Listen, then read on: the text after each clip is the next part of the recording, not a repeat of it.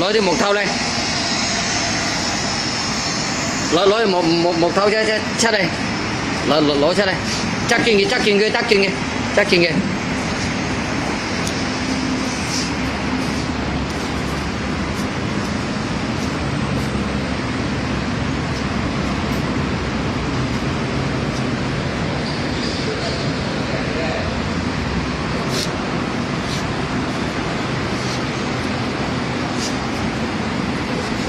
Không có lúa đâu.